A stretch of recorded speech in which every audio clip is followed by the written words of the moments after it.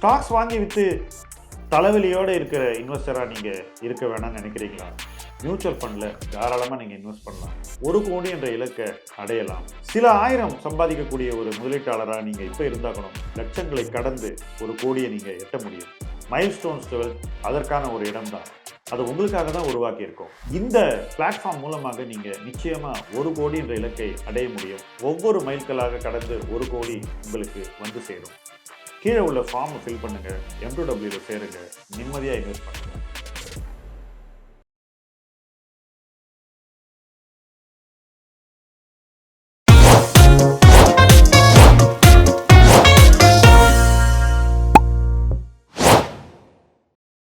Welcome to பேசலாம் personal finance PPF ஷோவோட இன்னொரு எபிசோட்.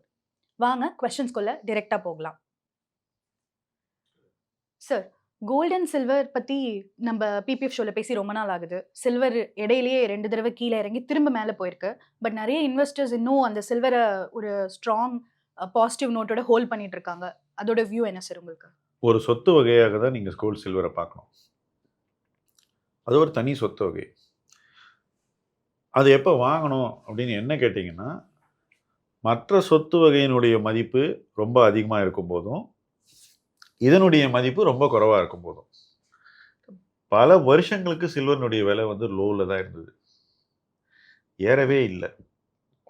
இப்போ இந்த ஒரு கடந்த சில மாதங்களில், தட் இஸ் இந்த வருஷம்தான் இந்த மாதிரி ஒரு பெரிய பெரபாலிக்குன்னு சொல்லுவோம், அப்படி மேலே போய் அப்படி கீழே வருது. அந்த மாதிரி ஒரு விலையேற்றம் வந்தது வந்து இந்த வருஷம்தான். ஓகே, ஆனால் விலை ஏறின பிறகு தான் எல்லாருமே ஐயோ எங்கிட்ட இல்லையே நான் வாங்கினமேன்ற அந்த ஆர்வத்தில் தான் வர்றாங்க இதில் வாங்குறதுக்கு. அப்படி வரும்போது இந்த நேரத்தில் நான் இந்த சொத்து வகையில் பணம் போடலாமான்ற அடிப்படை கேள்வியை கேட்க தவறிடுறாங்க. ஏன்னா இல்லையே என்கிட்ட, வாங்கியே ஆகணுமே அந்த மாதிரி. ஸோ அந்த மாதிரி ஒரு மைண்ட் செட்டில் இருக்கும்போது உங்கள் மைண்ட் வந்து இந்த மதிப்பில் வாங்கினா என்ன ரிட்டர்ன் பண்ண முடியும்னு யோசிக்கிறது இல்லை. இந்த மதிப்பீட்டில் கோல்டு சில்வர் வாங்கலாமா அல்லது வேறு ஏதாவது போய் இன்வெஸ்ட் பண்ணலாமான்னு யோசிக்கிறது இல்லை. இதெல்லாம் பண்ணுறதே இல்லை. போன வருஷம் நீங்கள் பார்த்தீங்கன்னா, போன வருஷம் கோல்டு சில்வரில் இன்வெஸ்ட் பண்ணவங்களுக்கு இந்த வருஷம் வந்து பம்பர் ரிட்டர்ன் கிடச்சிருக்கு. இட் இஸ் 25ல். சப்போஸ் 25 ஆரம்பத்தில் நீங்கள் கோல்டு சில்வரில் இன்வெஸ்ட் பண்ணிங்கன்னா 26ல் இன்று வரை நல்ல லாபம் கிடச்சிருக்கு, எடுக்கிறதுக்கு வாய்ப்பு கிடச்சிருக்கு, எல்லாம் வந்திருக்கு. அப்போ இந்த நேரத்தில் எங்கே நம்ம இன்வெஸ்ட் பண்ணணும் அப்படின்ற ஒரு கேள்வியை கேட்கணும். இந்த மாதிரி பர்ஃபார்ம் பண்ணுற ஒரு சொத்து வகையிலையா அல்லது பர்ஃபார்ம் பண்ணாத சொத்து வகையிலையான்னு யோசிக்கணும். இன்னைக்கு உலகம் பூராவும் பாண்ட் ஈல்டு கூடிக்கிட்டே போகுது. அதாவது பாண்டினுடைய விலை இறங்குது, பாண்டினுடைய வருவாய், அதனால அதனுடைய ஈல்டு, வட்டியாக நீங்கள் கிடைக்கக்கூடிய பணத்தினுடைய அளவீடு கூடிக்கிட்டே போகுது. அப்போது பாண்ட் விலை இறங்கும் போது தொடர்ந்து டெட் அப்படிங்கிற அசட் கிளாஸ் வந்து இன்ட்ரெஸ்டிங்காக ஆகிட்டே இருக்குது. நான் வந்து இந்தியா மட்டும் சொல்லலை, இந்தியாவில் இன்னும் அந்த ஒரு பாண்டு வீழ்ச்சி நடக்க காத்துக்கிட்டு இருக்கு. பட் ஜப்பான், UK, US இப்படி பல நாடுகளில் பாண்ட் விலை இறங்கிடுச்சு. ஸோ என்னை பொறுத்த வரைக்கும் இன்னைக்கு எந்த சொத்து வகை சீப்பாக இருக்குது அப்படின்னு பார்த்து வாங்கும்போது கோல்டு சில்வரில் இன்வெஸ்ட் பண்ணுறதுக்கு பதிலாக மேபி பாண்ட் சார்ந்த சொத்துக்கள் கீழே வரும்போது வாங்கலாம். Not now. இங்கேருந்து இறங்கும்போது டெட் இன்வெஸ்டிங்க்கு ஒரு காலம் வரும். புரியுது இல்லையா? I am not asking you to go and buy individual bond. Debt சார்ந்த ப்ராடக்ட்ஸ், பாண்ட் ஈல்டு சார்ந்து எந்த டெட் ப்ராடக்ட் வாங்கணும்னு யோசிச்சு வாங்கணும். என்ன தனி பாண்டை வாங்கும்போது அதில் ரிஸ்க் இருக்குது, அதை பற்றி அப்புறம் பேசுவோம். சரி, அப்போ இந்த மார்க்கெட் சிச்சுவேஷனில் என்கிட்ட ஒரு 10 lakhs இருக்குன்னா நான் அதை எப்படி இன்வெஸ்ட் பண்ணணும் சார்? எந்த இடங்கள்ல நான் இப்போ போய் இன்வெஸ்ட் பண்ணணும்? யங்ஸ்டராக இருந்தாக்கா என்னை பொறுத்த வரைக்கும் இந்த 10 lakhsல பெருவாரியான பணத்தை ஈக்விட்டியில் இன்வெஸ்ட் பண்ணணும், மேபி அப் டு 80%. பாக்கி பணத்தை டெட்டில் இன்வெஸ்ட் பண்ணணும். அதுவும் ரொம்ப ஷார்ட்டஸ்ட் டியூரேஷன் டெட்டுன்னு சொல்லுவாங்க. அதாவது வட்டி விகிதம் கூடினா நஷ்டம் வரக்கூடாது, அந்த மாதிரி ப்ராடக்ட் அதில் இன்வெஸ்ட் பண்ணணும். அந்த மாதிரி டெட் ஃபண்டில் இன்வெஸ்ட் பண்ணி வச்சுக்கிட்டிங்கன்னா நாளைக்கு ஸ்டாக் மார்க்கெட் மேலும் கீழே வந்தால் அந்த பணத்தை கொஞ்சம் நீங்கள் ஈக்விட்டிக்கு மாற்றலாம். அல்லது இனி வரக்கூடிய உங்கள் சேமிப்புலேருந்து ஈக்விட்டியில் போடலாமா டெட்டில் போடலாமான்னு தொடர்ந்து யோசித்து இது ரெண்டுக்கு நடுவில் ஒரு பேலன்ஸை எஸ்டாப்ளிஷ் பண்ணலாம். இந்த மாதிரி ஒரு பிளெண்டை உருவாக்குறதுக்கு இது நல்ல காலம்னு நினைக்கிறேன். மார்க்கெட் டவுன் ஆகும்போது வந்து பார்த்தீங்கன்னா, நம்ம லார்ஜ் கேப்ல இன்வெஸ்ட் பண்ணுறோம், செக்டார் ஃபண்ட்ஸில் இன்வெஸ்ட் பண்ணுறோம். ஸோ செக்டாரில் வந்து பார்த்தீங்கன்னா, எக்ஸ்பென்ஸ் ரேஷியோஸ் எல்லாமே ஹையாக இருக்குது சார். ஸோ இந்த மாதிரி டவுன் டைமில் எக்ஸ்பென்ஸ் ரேஷியோ ஹையாக இருக்கிற ஃபண்ட்ஸில் நம்ம இன்வெஸ்ட் பண்ணலாமா? என்னை பொறுத்த வரைக்கும் எக்ஸ்பென்ஸ் ரேஷியோ பற்றி நான் கவலையே படுறதில்லை. இப்போ நான் யூஎஸில் போய் நான் இன்வெஸ்ட் பண்ணுறேன் சில ஃபண்ட்ஸில். ஓகே, அதை வாங்கும்போது ஏகப்பட்ட எக்ஸ்பென்ஸ் ரேஷியோ தான் போடுறாங்க. ஓகே, நான் அதை பற்றி கவலையே படுறதில்லை. எனக்கு வந்து அந்த ப்ராடக்ட் எனக்கு நல்ல ரிட்டர்ன் கொடுக்குமா? இப்போ நான் வந்து யூஎஸில் போயிட்டு ஒரு கோல்டு மைனிங் கம்பெனியோட ப்ராடக்ட்டை $22 வாங்குறேன். நான் அதை வந்து $100 மேலே விற்றுருக்கேன். 130, 140 வரைக்கும் நான் விற்றுருக்கேன். 7 மடங்கு பணம் பண்ணேன். ஹையஸ்ட் எக்ஸ்பென்ஸ் ரேஷியோ உள்ள ப்ராடக்ட் அது. இதை பற்றிலாம் நான் வந்து யோசிக்கிறதே கிடையாது. ப்ராடக்ட் சரியாக இருந்தால் எந்த எக்ஸ்பென்ஸ் ரேஷியோவாக இருந்தாலும் அது ஈடு செஞ்சிடும். ப்ராடக்ட் நல்லா இல்லைனாக்கா ரொம்ப குறைவான எக்ஸ்பென்ஸ் ரேஷியோ இருந்தால் கூட அதில் இன்வெஸ்ட் பண்ணதுடைய பலன் உங்களுக்கு கிடைக்காம போயிடும். இது நடக்காமல் இருக்கணுங்கிறது தான் என்னுடைய பாயிண்ட். நிறைய பேர் என்ன பண்ணுறாங்க, ஏதோ இந்த டிபார்ட்மெண்டல் ஸ்டோரில் ஷாப் பண்ணுற மாதிரி இது எவ்வளோ இது எவ்வளோ இது எவ்வளோன்னு ஒரு எக்ஸ்பென்ஸ் ரேஷியோவாக பார்த்துட்ருக்குங்க. அந்த எக்ஸ்பென்ஸ் ரேஷியோ அவங்க செக் பண்ணுற நேரத்தில் எது நல்ல ப்ராடக்ட் அப்படிங்கிறதுல செலவு பண்ணாங்கனாக்கா நிச்சயமாக வந்து அவங்களுக்கு நான் சொல்கிறது புரியும். எனக்கு ஆக்சுவலாக கேட்டிங்கன்னா எதில் எவ்வளோ எக்ஸ்பென்ஸ் ரேஷியோங்கிறதுலாம் எனக்கு அவ்வளோவா நான் அதை பற்றி யோசிக்கிறதே கிடையாது. எனக்கு வந்து நல்ல ப்ராடக்ட் இருக்கணும். ப்ராடக்ட் நமக்கு தேவையானது கொடுக்கணும். கொடுக்குமா கொடுக்காதான்றது தான் எனக்கு கிட்டத்தட்ட ஒரு அப்சஷன் நீங்கள் வச்சுக்கலாம். நான் என்னுடைய 16 வருஷ காலத்தில் மேக்ஸிமம் ரிட்டர்ன் பண்ணது ஹை எக்ஸ்பென்ஸ் ரேஷியோ ப்ராடக்டில் தான். பிஎஸ்யூ உங்களுக்கு தெரியும், PSU natural resource fund, infra fund எல்லாமே ஹை எக்ஸ்பென்ஸ் ரேஷியோ ப்ராடக்ட் தான். ஆனால் ஒரு வேடிக்கை நான் சொல்லட்டுமா உங்களுக்கு, எக்ஸ்பென்ஸ் ரேஷியோ அதிகமாக இருக்குதுன்னு யாரெல்லாம் வாங்கலையோ அதே நபர்கள் இந்த ப்ராடக்ட் பயங்கரமாக பர்ஃபார்ம் பண்ணி 2 மடங்கு 3 மடங்கு மேலே போனதுக்கப்புறம் பயங்கரமாக பணம் உள்ளே வருது இல்லையா, பணம் உள்ளே வரும்போது ஆட்டோமேட்டிக்காக அந்த எக்ஸ்பென்ஸ் ரேஷியோ குறைஞ்சிரும். இப்போ நான் டெக் ஃபண்டு வாங்கின போது எக்ஸ்பென்ஸ் ரேஷியோ ரொம்ப ஹையாக இருந்தது, 2%க்கு மேலே இருந்தது. மக்கள் எப்போ போய் பணத்தை கொட்டினாங்கன்னாக்கா எக்ஸ்பென்ஸ் ரேஷியோ ரொம்ப கீழே வந்ததுக்கப்புறம். எப்போ அதை வாங்கக்கூடாதோ, எப்போ நான் அதை விற்கணும்னு சொல்கிறேன் அந்த டைமில் போய் வாங்குறாங்க. ஸோ பாருங்கள், எக்ஸ்பென்ஸ் ரேஷியோவை பார்த்தவன் ஆப்பர்ச்சுனிட்டியை சரியாக பார்த்தானாங்கிறது தான் இங்கே பிரச்சனை. எனக்கு என்ன ஆசைனாக்கா, இவங்க ஆப்பர்ச்சுனிட்டி பேஸ்டாக திங்க் பண்ணாங்கனாக்கா அந்த எக்ஸ்பென்ஸ் ரேஷியோன்னு ஒன்று இருக்குன்றத மைண்டில் வச்சுப்பாங்க. அதே சமயத்தில் அதை மட்டுமே பார்த்து முதலீடு செய்யக்கூடிய அந்த ஒரு மனப்போக்கை கடந்து அவங்க வளருவாங்கன்னு நான் நினைக்கிறேன். எனக்கு இன்வெஸ்ட்மெண்ட் மெரிட்ஸ் தான் ரொம்ப ரொம்ப முக்கியம். இன்வெஸ்ட்மெண்ட் மெரிட் சரியாக இருந்தால் எக்ஸ்பென்ஸ் ரேஷியோக்கு அது ஈடு செஞ்சிடும். இப்போ இன்னொரு விஷயம் நான் சொல்கிறேன், எக்ஸ்பென்ஸ் ரேஷியோ 2% இருக்குன்னு வச்சுக்கோங்களேன், ஆவரேஜாக ஒரு ப்ராடக்ட் ஹைன்னு நம்ம நினைக்கக்கூடியதாக அது இருக்கட்டும், தப்பில்லை. இப்போ நான் இந்த ப்ராடக்டை வாங்குற விதத்திலேயே நான் அந்த எக்ஸ்பென்ஸ் ரேஷியோடைய தாக்கத்தை நான் வந்து குறைச்சிட முடியும். ஓகே, ஃபார் எக்ஸாம்பிள் மார்க்கெட் விழற அன்னைக்கு கொஞ்சம் கொஞ்சமாக பணத்தை போட்டோம்னாக்கா அன்னைக்கு ஒரு 1% 2% சீப்பாக கிடைக்காது அந்த ப்ராடக்ட்டு. அப்போ அன்னைக்கு அதை போட்டு இதை நம்ம ஈடு பண்ணிட்டு போயிடலாமே. எதுக்காக இந்த வந்து இன்னொருத்தன் இவ்வளோ சம்பாதிக்கிறான் அப்படின்ற அந்த அப்சஷனில் நாம் சம்பாதிக்க வேண்டிய தேவையில் நம்ம வந்து ஃபோக்கஸ்டாக இல்லாமல் எதையோ ஒன்று பார்த்து இன்னொன்று கோட்டை விட்டுறோம். எனக்கு அது வந்து நடக்கக்கூடாதுன்றது தான் என்னுடைய விருப்பம். ஓகே, நீங்கள் செலவு பண்ணால் நீங்கள் செலவு பண்ணதுக்கு உங்களுக்கு உரிய ரிவார்டு கிடைக்கணும். அதுதான் மெயின் பாயிண்ட்டாக இருக்கணும் நமக்கு. You agree? Okay sir, right. ஒரு 20-year ஹோல் பர்சன் அவங்களோட இன்வெஸ்ட்மெண்ட்ஸை ஸ்டார்ட் பண்ணியிருக்காங்க. கொஞ்சம் ஸ்டாக்ஸ்லேயும் கொஞ்சம் சிப் இன் ஃப்ளெக்ஸி கேப்லேயும் போயிட்டுருக்கு. ஸோ இங்கேருந்து அவங்களோட மைண்ட் செட்டை எப்படி 1 crore ஸ்ட்ரக்சர் பண்ண முடியும்? முதலீடு செய்ய ஆரம்பிக்கும் போதே நேரடியாக ஸ்டாக்ஸில் போய் இன்வெஸ்ட் பண்ணுறது இன்னைக்கு இட்ஸ் அ ஃபேட். கிட்டத்தட்ட 2 கோடிக்கு மேலான நபர்கள் டிமெட் அக்கௌண்ட் ஓப்பன் பண்ணிவிட்டு அதன் மூலமாக ஸ்டாக்ஸ் வாங்கியிருக்காங்க. இப்போ எல்லாருக்கும் வந்து தான் நல்லா இன்வெஸ்ட் பண்ணி அதை ஜெயிச்சு காட்டணுன்ற ஒரு ஆர்வம் இருக்கும். நிச்சயமாக ஜெயிக்கணும். இப்போ நம்ம நாலேஜை வச்சுட்டு ஒரு விஷயத்தை பண்ணும்போது நம்ம நாலேஜ் வந்து வளரணும். ஃபஸ்ட்டு நம்ம நாலேஜ் வளர்ந்தால் தான் நம்ம டெசிஷன் மேக்கிங்கினுடைய தரம் வளரும். அப்போ தான் நமக்கு வெற்றி கிடைக்கும்.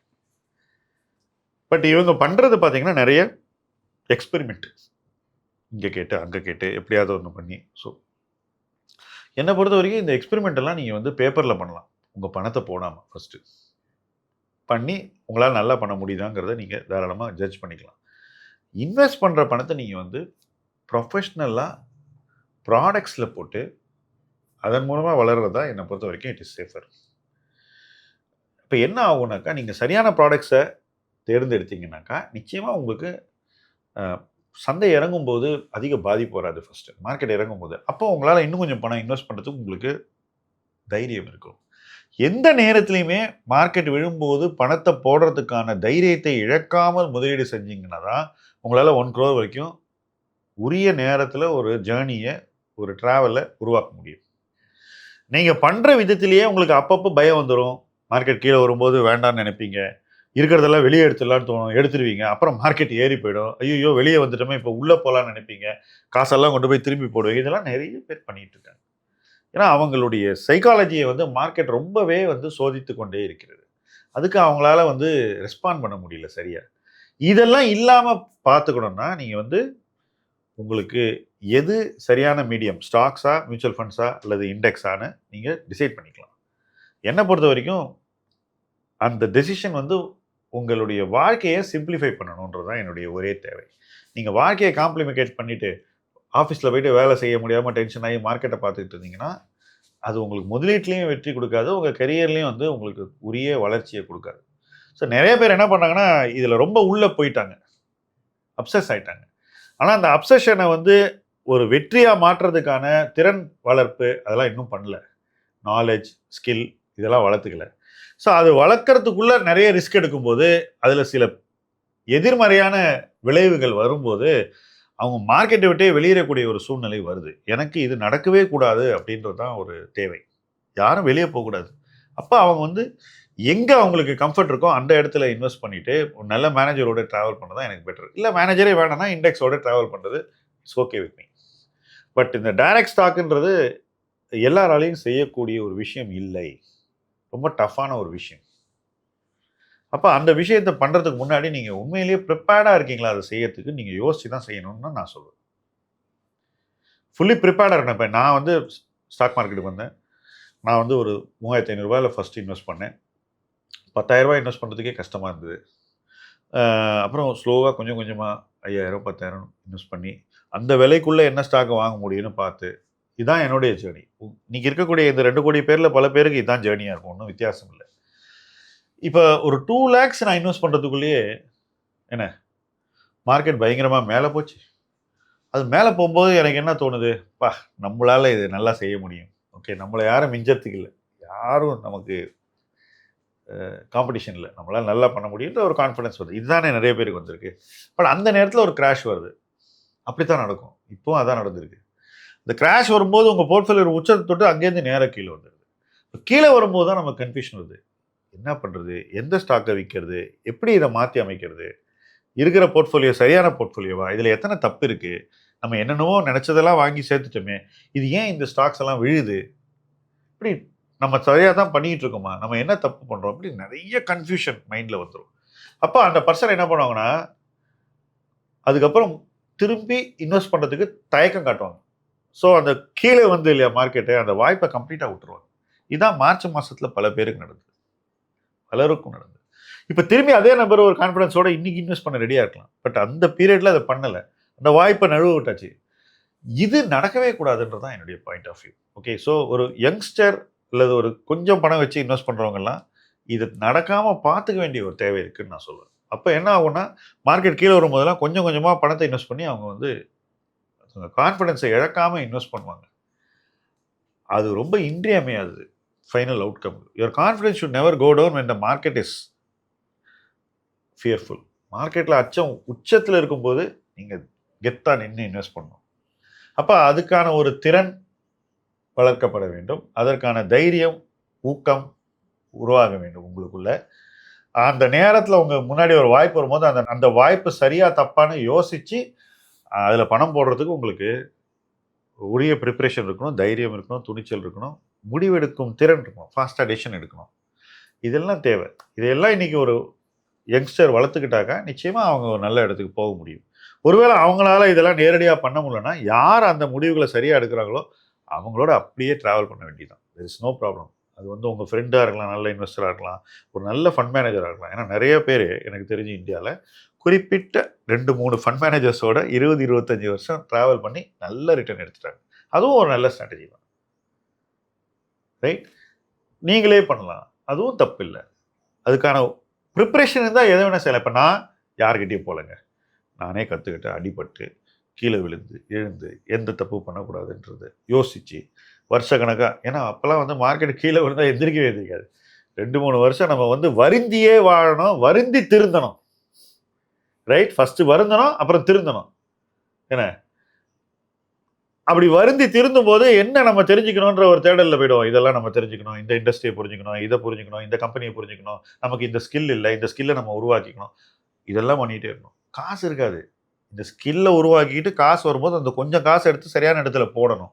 இதெல்லாம் நடக்கணும் ஒருத்தர் லைஃப்பில். ஓகே, எல்லாருக்கும் நடக்குமானா எல்லாருக்கும் நேரம் இருந்து உழைச்சா நடக்கும். யாருக்கு நேரம் இருந்து உழைக்கிறார்களோ, சரியான வகையில் உழைக்கிறாங்களோ அவங்களுக்கு நடக்கும். எல்லாருக்கும் அது ஆட்டோமேட்டிக்காக நடக்கும்னு நீங்கள் நினச்சிங்கன்னா அது கொஞ்சம் தப்பு. ஸோ இதுதான் ஒரு யங் இன்வெஸ்டர் வந்து என்னை பொறுத்த வரைக்கும் முக்கியமாக புரிஞ்சிக்க வேண்டிய விஷயம். ஓகே, இது எக்காலத்துக்கும் பொருந்தும். ஏன்னா நான் ஒரு சின்ன இன்வெஸ்டராக இருந்த போதும் பொருந்துது, எனக்கு அப்புறம் ஒரு 10 வயசு கம்மியான ஜென்ரேஷன் வந்த போதும் 2001 அது பொருந்துச்சு. ரைட், திரும்பி அதே தான் விஷயம். 2009 திருப்பி இன்னொரு 10 வருஷம் கழிச்சு ஒரு யங்கர் ஜென்ரேஷன் வந்த போதும் பொருந்துது. இன்னைக்கு 19க்கு அப்புறம் வந்த உங்கள் ஜென்ரேஷனுக்கும் இது பொருந்தும். ஸோ எல்லா ஜென்ரேஷனுக்கும் இது வந்து திரும்ப திரும்ப திரும்ப வரும். புது தலைமுறைகள் பழைய தவறுகளை தொடர்ந்து செய்து கொண்டே இருக்கிறார்கள். அவங்க செய்யக்கூடிய தவறுகளுடைய மேக்னிடியூட்னு சொல்லுவோம் ஆங்கிலத்தில், அதாவது அவ்வளவு அளவு பெருசு. ஸோ இவ்வளோ பேர் தப்பு பண்ணும்போது அது வந்து சமூக பிரச்சனை ஆகிடும். நான் வந்தபோது சில 1000 பேர் அல்லது ஒரு சில லட்சம் பேர் தான் வந்து தப்பு பண்ணியிருப்போம். தமிழ்நாடு எடுத்திங்கன்னா ஒரு சில 1000 முதலீட்டாளர் தான் இருந்தாங்க. இன்னைக்கு கோடிக்கணக்கில் இருக்காங்க தமிழ்நாட்டில் மட்டும் இன்வெஸ்டர்ஸ். அப்போ அது பாதிப்பு, அதன் தாக்கம் வந்து நம்ம நினச்சி பார்க்க முடியாத அளவு இருக்குன்றது தான் விஷயம். அந்த தாக்கத்தை வந்து எவ்வளோக்கெவ்வளோ நம்ம லைஃப்பில் வந்து குறைச்சிக்கிறோமோ, நம்ம எவ்வளோக்கெவ்வளோ சேஃபாக இருக்குமோ அவ்வளோக்கெவ்வளோ அந்த இன்வெஸ்டர்ஸ்க்கு நல்லது. அதுவும் யங் இன்வெஸ்டர்ஸ் என்னை பொறுத்த மட்டும் தோக்கவே கூடாது, நான் உறுதியாக சொல்கிறேன். ஏன்னா ஜெயிச்சாதான் நீங்கள் லைஃப்பில் வந்து இன்னொரு வேற ஒரு லெவலுக்கு போக முடியும், போகணும். அதற்கான உங்களுக்கு காலமும் இருக்குது. நீங்கள் சரியான நாட்டில் பிறந்திருக்கீங்க, நல்ல பொருளாதாரம் வளரப்போகுது, இட்ஸ் யுவர் டைம். அப்போ அந்த உங்களுடைய காலகட்டத்தில் நீங்கள் வந்து அந்த வாய்ப்பை பயன்படுத்திக்கலன்னா அது ரொம்ப துரதிருஷ்டவசமாக, இது சேட் திங். ஸோ எல்லாரும் யூஸ் பண்ணணும்னு நான் சொல்லுவேன். Sir one follow up question. So இப்போ எங்கள் இன்வெஸ்டர்ஸ் வந்து பார்த்தீங்கன்னா மந்த்லி சேலரி ஒரு 50 இருக்குது அப்படின்னா அதில் ஒரு 20,000 எஸ்ஐபி ஸ்டார்ட் பண்ணுறாங்க. ஸோ இப்போ நம்ம லம்சம் இன்வெஸ்ட்மெண்ட் கால் கொடுக்கும்போது, ஸோ எஸ்ஐபி ஆல்ரெடி சேவ் பண்ண அமௌண்ட்டை நான் எஸ்ஐபியாக பண்ணிட்டேன் சார். கரெக்ட். ஸோ இதுக்கப்புறம் நான் லம்சம்ஸ் இதில் ஆட் பண்ண முடியாமல் மிஸ் பண்ணுறேனே அப்படின்னு ஸோ நிறைய பேர் கேட்குறாங்க. சரியான இடத்துல எஸ்ஐபி பண்ணால் இது பாதிக்காது. அதே போல் அவங்களுக்கு ஒரு போனஸ் வரலாம், ஏதோ ஒரு இது வரலாம், ஒரு எக்ஸ்ட்ரா ஒரு 5,000 சேவ் பண்ண முடியும். ஓகே, அதில் ஒரு 2,000 பண்ண முடியும், 1000 ரூபாய் பண்ண முடியட்டுங்கப்பா, அதை எடுத்து சரியான இடத்துல போட சொல்லுங்கள். ஓகே, ஒன்று. ரெண்டாவது, ஒருவேளை இந்த எஸ்ஐபி அவங்களுக்கு வந்து இந்த கீழே வரும்போது போடுறதுக்கு ஒரு தடையாக இருக்குனாக்கா, இந்த எஸ்ஐபியில் ஒரு பகுதியை வந்து டெட் ஃபண்டுக்கு மாற்றிட சொல்லுங்கள் ஆட்டோமேட்டிக்காக. அப்போ டெட் ஃபண்டுக்கு மாற்றினீங்கன்னா அது அந்த லிக்விட்லையோ எங்கேயோ ஒரு இடத்துல இருக்கும். மார்க்கெட் கீழே வரும்போது அதை ஆட்டோமேட்டிக்காக நீங்கள் ஸ்விட்ச் பண்ணிக்கலாம். அதுவும் ஒரு வாய்ப்பு. அந்த சேவிங்குள்ளேயே சில மாற்றங்களை கொண்டு வரணும்.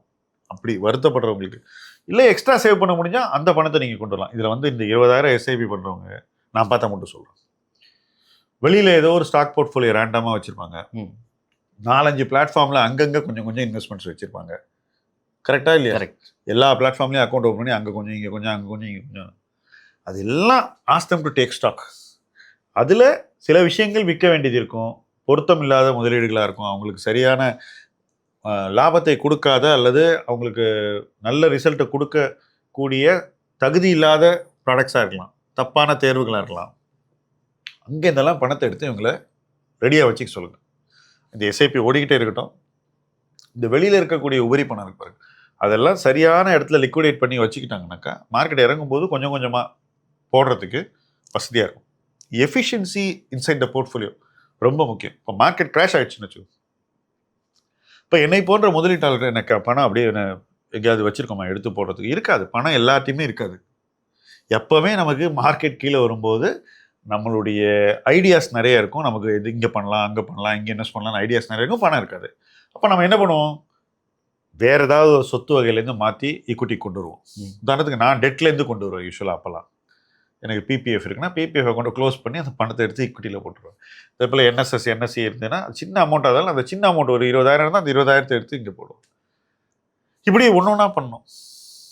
ரைட்டு, இருக்கிற ஆப்பர்ச்சுனிட்டி எல்லாம் எங்கெல்லாம் பணம் இருக்குன்னு பார்த்து அங்கேருந்து எடுத்து இங்கே கொண்டு வந்து கொஞ்சம் கொஞ்சம் போடணும். This is the only way. வேறு வழி எனக்கு தெரியல. இப்படி பண்ணாலே போதுமானது. You will definitely succeed. எனக்கு ஒரு கியூரியாசிட்டி ஒரு கொஸ்டின்ஸ் இருக்கு. ஜஸ்ட் நீங்கள் சொல்லியிருந்தீங்க 3500லேருந்து உங்களோட இன்வெஸ்ட்மெண்ட் ஸ்டார்ட் பண்ணியிருக்கீங்கன்ட்டு. ஜஸ்ட் நீங்கள் உங்களோட 10 lakhs வந்து என்ன ஏஜில் நீங்கள் அச்சீவ் பண்ணீங்க? எப்படி அச்சீவ் பண்ணீங்க? 24. 24. தென் உங்களோட 25 lakhs.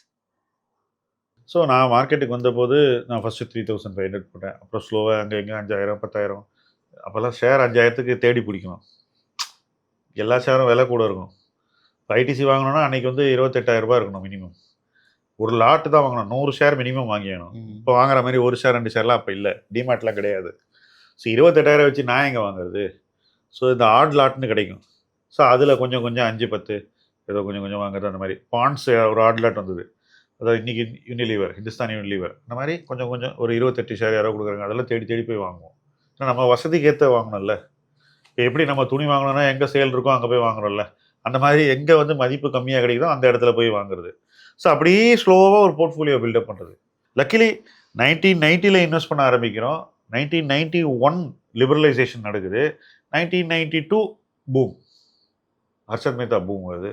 ஸோ பணம் வந்து நம்ம ஓரிரு லட்சம் போட்டால் கூட 2வது வருஷத்துலேயே அது 10 லட்சம் தாண்டி 25 லட்சத்துக்கே போயிடுது ஸ்ட்ரைட்.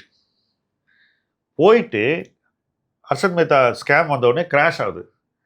ஸோ 25 லட்சத்துலேருந்து மறுபடியும் 10 லட்சத்துக்கு வந்துடும் போர்ட்ஃபோலியோ சில வாரங்களில். அங்கேருந்து மறுபடியும் வளர்ந்து வரணும். அதுக்குள்ளே நம்ம வந்து ஓரளவுக்கு என்ன செய்யக்கூடாது இதெல்லாம் தெரிஞ்சு வச்சுக்கிட்டோம். ஸோ தப்பு நடந்தால் அதுலேருந்து நம்ம தான் வெளியேறணும், அதெல்லாம் புரிஞ்சிருது. ஸோ ஹர்ஷத் மேத்தா ஸ்கேம் வந்த உடனே என்ன பண்ணுறோம்? எல்லாத்தையும் விற்றுட்டு அதுக்கப்புறம் ஃப்ரெஷ்ஷாக திங்க் பண்ணி சரியான பங்குகள், இந்த பொருளாதார சூழ்நிலைக்கு சரியான பங்குகள்னு ஒரு 4 பங்கு தான் வாங்கினேன். ஜஸ்ட் 4. அந்த 4 பங்குகளில் நான் போட்ட அந்த பணம் மேபி 10-12 lakhs மேலே போயிடுச்சு. பேசிக்காக 25 ரொம்ப ஃபாஸ்ட்டாக ரீச் ஆச்சு. அங்கேருந்து 50க்கும் போச்சு. அப்புறம் 94 மறுபடியும் ஒரு ப்ராப்ளம் வருது, மார்க்கெட் கீழே போகுது. அப்போ அங்கேருந்து திரும்பி 50லேருந்து மறுபடியும் ஒரு 35 40 இப்படி ஸ்லோவாக இறங்கி வருது. 30-35 lakhs வந்து அங்கேருந்து மறுபடியும் போகிறதுக்கு கிட்டத்தட்ட ஒரு 5 வருஷம் ஆச்சு, ஒரு 1 கோடிக்கு போகிறதுக்கு. ஸோ நம்ம தொடர்ந்து வேலை பண்ணிகிட்டே இருக்கணும். நீங்கள் சும்மா வந்து ஏறுற அன்றைக்கி நான் வந்து குதிப்பேன், இறங்குற அன்றைக்கி தலையில் துண்டை போட்டு உட்காந்துருவேனாக்கா அது வந்து சரியாக வராது. You cannot be sad market இறங்கி போச்சேன்னு அதை விட்டு ஒதுங்கவும் முடியாது. அது ரொம்ப மேலே இருக்கும்போது ரொம்ப எக்ஸைட்டும் ஆக முடியாது. You have to be invested through out. Sir அப்போ நான் இப்போ 25 lakhs போட்டுட்டு விட்டுட்டா 15 வருஷம் கழிச்சு அது 1 crore ஆயிடுமா? டெஃபினட்டாக ஆகணும். என்ன டவுட் உங்களுக்கு? தாராளமாக ஆகணும், சரியான இடத்துல போட்டாங்க. நீங்கள் பாட்டுக்கு ஸ்டாக் போர்ட்ஃபோலியோ அங்கே எங்கேன்னு கேட்டு போட்டுட்டு பொறுப்பான பர்சன்ட்டை நீங்கள் அதை வந்து ஒப்படைச்சிங்கன்னா டெஃபினட்டாக அது வந்து 1 crore ஆகணும். ஈஸியாகும். நீங்கள் போடுற ரிட்டர்ன் எஸ்டிமேட் வந்து நிஃப்டி ரிட்டர்னை விட கம்மியான ரிட்டர்ன் நீங்கள் கேட்குறது ஆல்மோஸ்ட். வரும், டெஃபினட்டாக வரும். ஏன் வராது? இப்போ நிறைய பேர் புரிஞ்சிக்க மாட்டேங்கிறாங்க.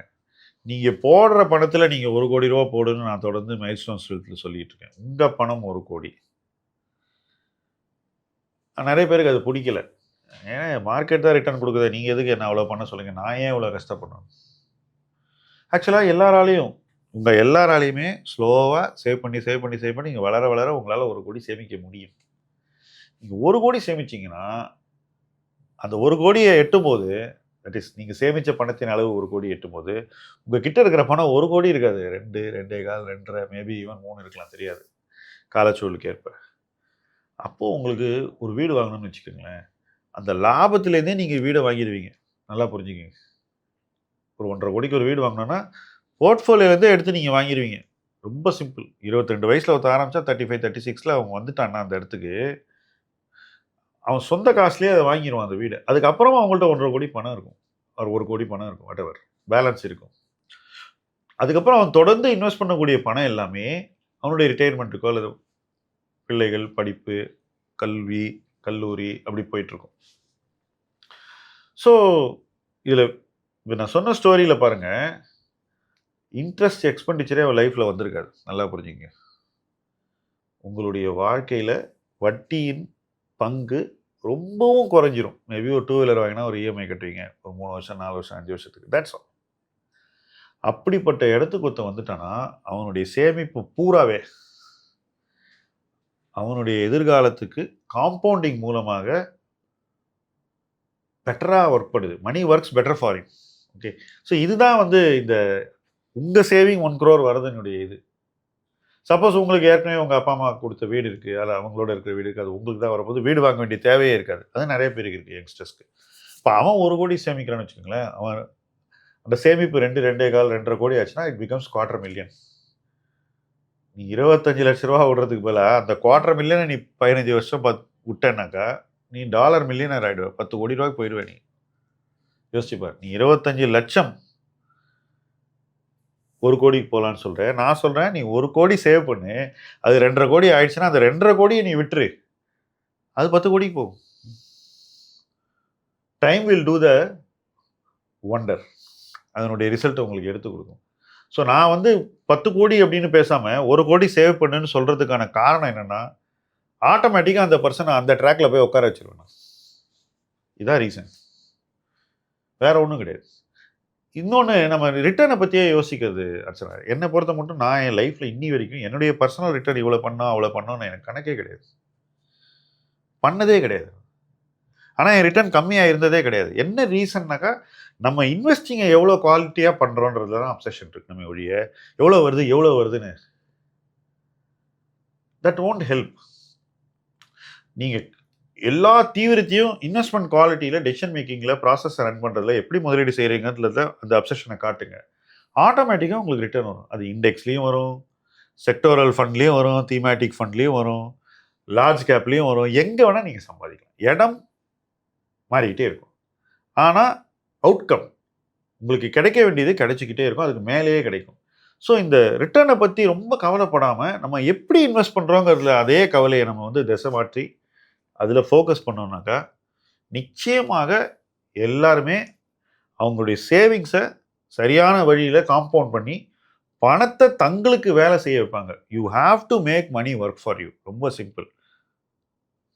ஓகே, இதுதான் என்னுடைய பிளே புக். எல்லாருக்குமே நான் சொல்கிறது, உங்களுக்கும் நான் அதே தான் சொல்கிறேன், உங்கள் கிளைண்ட்ஸுக்கும் அதே தான் சொல்கிறேன், எல்லாருக்குமே இதுதான். இந்த பிரின்சிபல் இஸ் சேம்.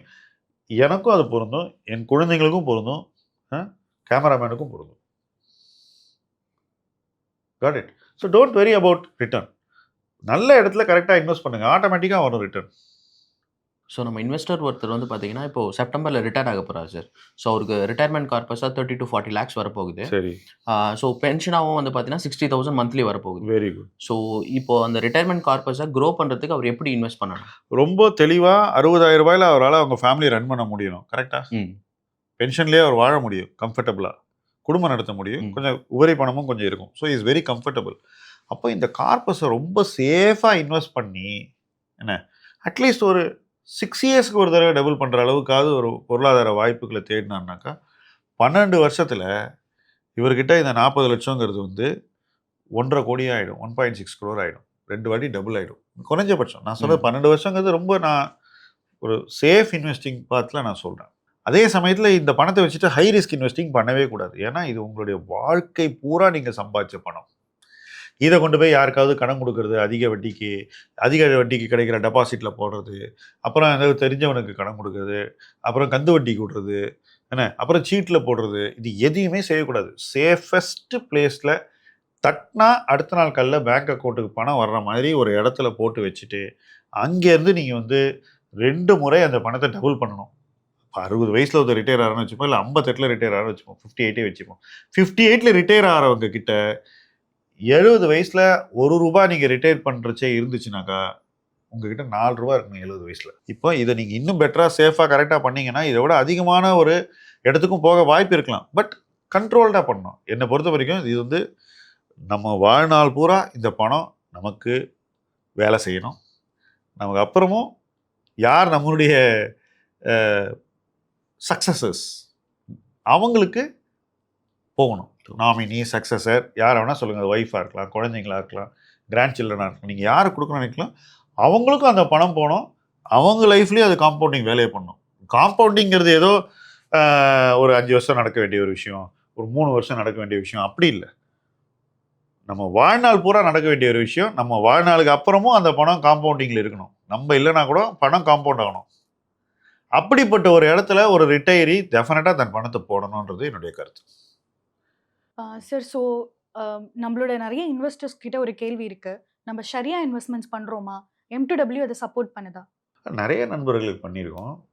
M2Wலையும் பண்ணுறோம், PMSலையும் பண்ணுறோம் நம்ம. ஏன்னா அவங்களுடைய நம்பிக்கைகள் வந்து ரொம்ப ஸ்ட்ராங்காக இருக்கும்போது அதை நம்ம மதித்து அதுக்கேற்ற மாதிரி ஒரு மிக்ஸ் கொடுக்க முடியும். கண்டிப்பாக கொடுக்க முடியும். பண்ணிட்டு தான் இருக்கோம். ஒன்றும் பண்ணாமலாம் இல்லை. நிறைய பேருக்கு சில இண்டஸ்ட்ரீஸில் தான் இன்வெஸ்ட் பண்ணக்கூடாது அப்படின்ற நம்பிக்கை ஷரியாவில் மட்டும் இல்லை, அந்த நம்பிக்கையை கடந்தும் பல பேருக்கு இருக்குது. ஓகே, ஷரியா பிலீவ் பண்ணுறவங்களை விட்டுருங்க. நிறைய பேர் அந்த ஃபெய்த்தில் இல்லாதவங்களுக்கு கூட அந்த மாதிரி எக்ஸ்பெக்டேஷன் இருக்குது. நம்ம பண்ணிகிட்டு இருக்கோம். நிறைய பேர் எனக்கு ரைட்டிங்லேயே கொடுத்துருக்காங்க. நீங்கள் வந்து டோன்ட் பை சிகரெட் கம்பெனிஸ்னு சில பேர் சொல்லுவாங்க, டோன்ட் பை லிக்கர் கம்பெனிஸ்னு எழுதி கொடுப்பாங்க. அதுக்கெல்லாம் நம்ம பண்ணி தான் கொடுத்துட்ருக்கோம். ஓரளவுக்கு பிஎம்எஸில் பண்ண முடியுது. மியூச்சுவல் ஃபண்ட்லேயும் அந்த மாதிரி இல்லாத ப்ராடக்ட்ஸ் வச்சு நிறைய ஃப்ரெண்ட்ஸுக்கு நான் பண்ணி கொடுத்துருக்கேன். என்னோடய ஃப்ரெண்டே அவனுக்கு எல்லாம் ஓகே. அவங்க ஒய்ஃபுக்கு ரொம்ப பர்டிகுலர் பிலீஃப் அவங்களுக்கு. இல்லை நான் அப்படி பண்ணக்கூடாது, எனக்கு இப்படி பண்ணி கொடுங்கன்னா பண்ணி கொடுத்துருக்கோம். ஒன்றும் பிரச்சனை இல்லை, பண்ணி கொடுக்க முடியும். வட்டி வரக்கூடாதுன்னு நினைப்பாங்க நிறைய பேர். ஸோ அதெல்லாம் பண்ணி கொடுக்க முடியும், ஒன்றும் பிரச்சனை இல்லை. அதாவது ஒவ்வொருத்தரோட பிலீஃப் இருக்குல்ல, அதுக்கேற்ற மாதிரி. அவ்வளோதான். பேசலாம் பர்சனல் ஃபினான்ஸோட இந்த எபிசோட்ல உங்களுக்கு இருந்த கேள்வி, எங்களுக்கு இருந்த கேள்வி, மார்க்கெட்ல இப்போ என்ன நடந்துட்டு இருக்கு, நீங்க உங்க இன்வெஸ்ட்மெண்ட்ஸை சேஃபா எப்படி க்ரோ பண்ணலாம், இது எல்லாமே பேசணும். உங்களுக்கு வேற ஏதாவது கேள்விகள் இருக்கு, அதை இங்க கேட்கணும்னா கமெண்ட்ஸ்ல மறக்காம மென்ஷன் பண்ணுங்க. நெக்ஸ்ட் பேசலாம் பர்சனல் ஃபினான்ஸ் இந்த PPF ஷோல மீண்டும் நாங்க உங்களை சந்திக்கிறோம். நன்றி.